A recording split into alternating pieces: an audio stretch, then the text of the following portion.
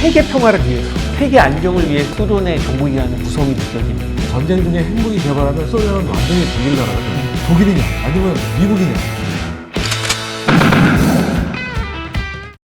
자, 전설의 스파이. 이번 시간에는 어떤 전설을 만나볼 수 있을까요? 시어도 알빈 홀이라는 인물인데요. 핵과 관련된 유명한 스파이 중에 한 사람입니다. 사실상 이 핵과 관련된 기술이 어떤 한 사람에 의해서 소련에 넘겨진 건 아닙니다. 지난 시간에 소개됐었던 클라우스 푹스도 제한된 부분에서 중요한 기술을 넘겼던 거죠. 이게 뭐 핵 기술의 특징상, 그 고도화된 과학기술 특징상 푹스나 홀처럼 또 거기를 전문적으로 잘 아는 전문가들이야말로 정보를 접근권도 물론 좋을 뿐만 아니라 어떤 정보를 넘겨야 된다는 걸 알기 때문에 가장 스파이로서 좋은 대상이 아닐까 생각이 드네요. 홀은 천재적인 두뇌의 소유자로 18살의 나이에 하버드 대학을 졸업을 했어요.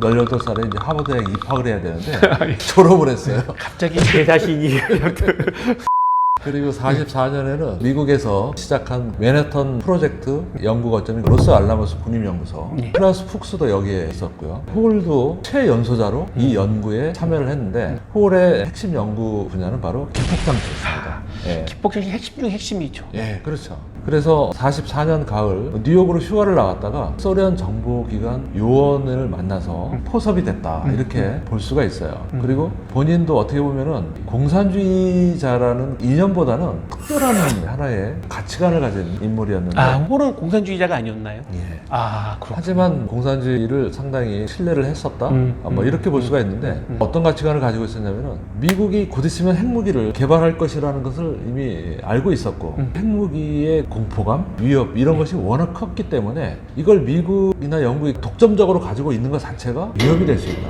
그럼 결국 홀은 공산주의라기보다는 세계 평화를 위해서, 세계 안정을 위해서 스파이 활동을 했던 그런 사례네요. 그게 정말 특이한 사례네요. 특이한 사례죠. 예.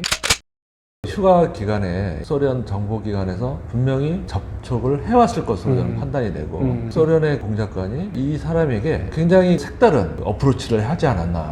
나이가 어리고 세상에 물들지 않은 젊은 사람들은 이렇게 이상주의라는 데 빠질 수 있거든요. 소련도 핵무기를 가져야만 세계가 공포의 균형이 될 수가 있다. 어느 한쪽만 무시무시한 무기를 가지고 있는 것 자체가 인류의 어떤 공포를 같이 있어야 균형이라는 것이 생길 수 있다. 뭐 이런 쪽으로 설득을 하지 않았나. 홀은 또 거기에 공조를 하지 않았나. 여기에서도 역시 소련의 정보기관의 무서움이 느껴지네요. 네. 어떤 정보원을 호습을 할 때 돈을 줄지 공산주의 사당을 할지 그게 잘 파악이 돼야지 그걸 제안을 할 텐데 또 적절하게 홀에 맞는 또 제안을 찾아서 홀을 포섭까지 그 능력은 대단한 것 같아요. 포섭의 동기에 가장 클래식한 그 네 가지 있잖아요. 마이스. 머니, 이데올로기, 컴프로마이즈, 에고이즘.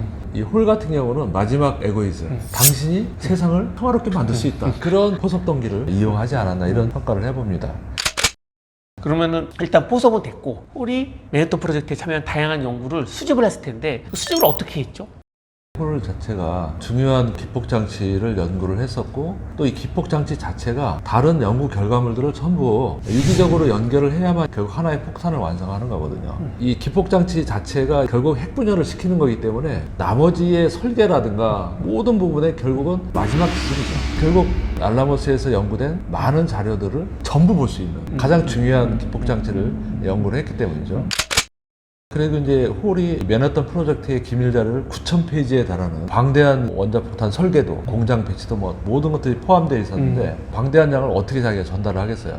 결국은 대학 시절 자기 룸메이트였던 친구들, 예, 이 친구들은 결국 이제 공산주의를 신봉하는 예, 이런 친구들이었는데 그들의 도움을 받아서 이 방대한 자료들을 몰래 소련에 제공할 수가 있었던 거죠. 공산주의란 사람의 네트워크를 잘 활용했네요. 그렇죠.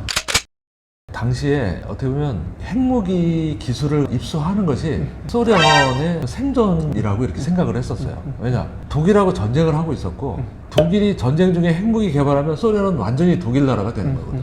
그러니까 어떤 나라가 먼저 핵무기를 개발할지에 대해서 지켜보고 수집을 하려고 했었던 거죠. 독일이냐 아니면 미국이냐. 결국 내가 살기 위해서는 먼저 개발하는 거를 훔쳐야 된다. 이런 의지를 가지고 있었고 결국은 생존 게임이었죠. 그리고 이제 홀이 제공한 기밀 자료에 힘입어서 소련은 10년 이상 핵무기를 앞당길 수 있었다고 이렇게 얘기를 하거든요. 49년 핵무기가 결국은 소련에 의해서 이제 개발이 되는 결과를 낳았습니다.